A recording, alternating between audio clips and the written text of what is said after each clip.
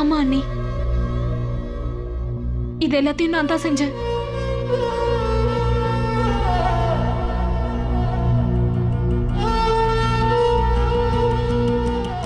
எனக்கு தெரியும், ஆனா தெரிஞ்ச தெரியாமலா நான் இதை பண்ணிட்டேன்.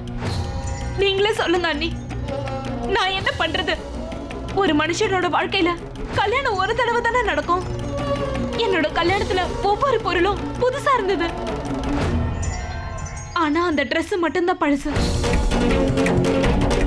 எனக்கு அந்த Dress போட்டுக்க பிடிக்கல. அதனாலதான் நான் இது எல்லாத்தையும் செஞ்சேன். அது மட்டும் இல்ல அண்ணி, என்னோட கல்யாணத்துக்குன்னு எனக்கும் ஆசைகள் இருக்கும்ல. உன்னோட ஆசைகளுக்காக நீ அந்த Dress திருடி மறைச்சு வச்சிருக்க. உன்னோட இந்த செயல்னால அப்பாவும் அம்மாவும் உன்னோட முழு குடும்பமும் அப்பா அம்மா அண்ணா அண்ணி எல்லாரும் கை கூப்பி மன்னிப்பு கேட்டோம். திலீப்போட அம்மா அப்பாக்கு முன்னாடி நம்ம அசிங்கப்பட்டு நின்னோம். கல்யாண வீடை எப்படி மாறிச்சு தெரியும்ல. ஆனா நீ அதை பத்தி கவலைப்பட்ட மாதிரி கூட தெரியல. Very good Savita. உண்மையிலேயே அத்தை உன்ன எவ்வளவு அன்பா வளர்த்திருக்காங்க.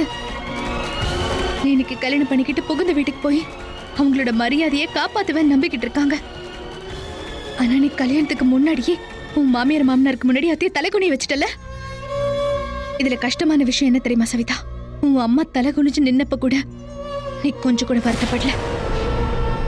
இந்த மாதிரி நீ பண்றதுனால உன் பிறந்த வீட்டு மானம் போகன்னு கூடவா நீ கொஞ்சம் கூட யோசிக்கல? அண்ணி, யாருக்கும் தெரியக்கூடாதுன்னு தான் இந்த மாதிரிலாம் செஞ்சேன். நீங்க மட்டும் இங்க வராம இருந்திருந்தா இந்த விஷயம் எப்பவும் முடிஞ்சிருக்கும். அது மட்டும் இல்ல, திலீப்போட மம்மி தான் எனக்கு இந்த புது ட்ரெஸ் வாங்கி கொடுத்தாங்கல்ல. இது எனக்கு ரொம்ப பிடிச்சிருக்கு. நீங்க ஏன் இந்த விஷயத்தை பெருசு பண்றீங்க? தயவு செஞ்சு விட்டுருங்க. இந்த ட்ரெஸ் நீ இவ்ளோ அலட்சியமா சொல்றியோ அத வருஷ கணக்கா திலீப்போட அம்மா பாதுகாத்து வச்சிட்டு இருக்காங்க. அவங்களோட உணர்வுகளை பத்தி யோசியா? அந்த ட்ரெஸ் அவங்க தன்னோட பொண்ணு மாதிரி இருக்கிற மருமகளுக்கு கொடுக்கணும்னு ஆசைப்படுறாங்க. உனக்கு உனக்கு அந்த உணர்வுகள்லாம் புரியவே இல்லையா? அவங்க உணர்வுகளுக்கு நீ கொஞ்சம் கூட மதிப்பு கொடுக்க மாட்டேங்கிற. உனக்கு ஒண்ணு தெரியுமா சவிதா? திலீப்போட அம்மா அந்த ட்ரெஸ் காணாம போனதுல இருந்து எவ்வளவு துடிக்கிறாங்க தெரியுமா? அதை செஞ்சது மட்டும் நீ தானே தெரிஞ்சதுன்னு வச்சுக்கோ, அவங்க மனசு எவ்வளவு துடிக்கும். அவங்க எப்படி உன்னை மன்னிப்பாங்க? சரி அண்ணி, நீங்களே சொல்லுங்க. அந்த ட்ரெஸ்ஸை கொண்டு வாங்க நானா சொன்னேன்? 25 வருஷத்துக்கு முன்னாடி அவங்க போட்ட அந்த ட்ரெஸ், அதுவும் இந்த காலத்துல நான் போடுவேன்னு அவங்க எப்படி எதிர்பார்க்கலாம்? இங்க பாருங்க அண்ணி, காலம் ஃபேஷன் எல்லாமே மாறிடுச்சு. இதெல்லாம் உங்களுக்கு புரியாது. இங்க பாருங்க அண்ணி, இது ஏன் கல்யாணம். என் கல்யாணத்துல நான் அழகா இருக்கணும்ன்ற உரிமை எனக்கு இருக்கு. அந்த உரிமையை யாரும் பறிக்க முடியாது. நீ அழகா இருக்கணுங்கிற உரிமை உனக்கு இருக்கு. திலீப்போட அம்மா நீ அலங்காரம் பண்ணிக்கிறதுல எந்த குறையுமே வைக்கல. உச்சந்தலையில இருந்து உள்ளங்கால் வரைக்கும் ஒரு பொருளையும் பார்த்து பார்த்து வாங்கிட்டு வந்திருக்காங்க. அது மட்டும் இல்ல, எல்லாமே உனக்கு பிடிச்ச மாதிரி தானே பண்ணிட்டு இருக்காங்க. அவங்களோட ஆசை எல்லாம் ஒண்ணுதான், நீ அந்த ட்ரெஸ் போட்டுக்கணுங்கிறது மட்டும்தான். அதுல என்ன பிரச்சனை ஆயிடுச்சு உனக்கு இப்போ?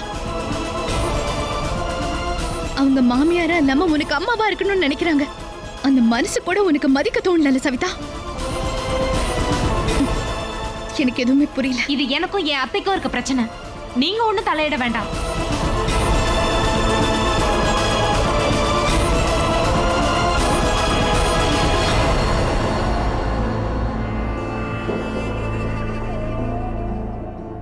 இவங்க மெசேஜையும் படிக்க மாட்டாங்க. அதைத்தான் நானும் யோசிச்சுக்கிட்டு இருக்கேன். நீ ஒரு வேலை செய்ய, இந்த இதுல அவங்களுக்கு ஒரு போன் போடு, நிச்சயம் எடுப்பாங்க. சீக்கிரம்.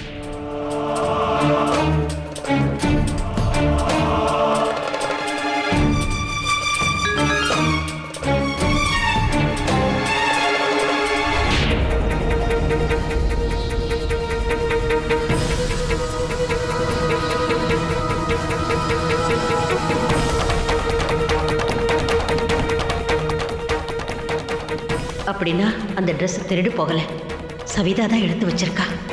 அவளுக்கு இந்த ட்ரெஸ்ஸை போட பிடிக்கலன்னா தாராளமா என்கிட்ட சொல்லியிருக்கலாம்ல. நான் ஒன்றும் கட்டாயப்படுத்தியிருக்க மாட்டேனே. ட்ரெஸ்ஸை மறைச்சு வச்சுக்கிட்டு திருடு போயிடுச்சுன்னு சொன்னது ரொம்ப பெரிய துரோகம். சவிதாவை என்னோட பொண்ணா நினச்சிக்கிட்டு இருந்தேன்.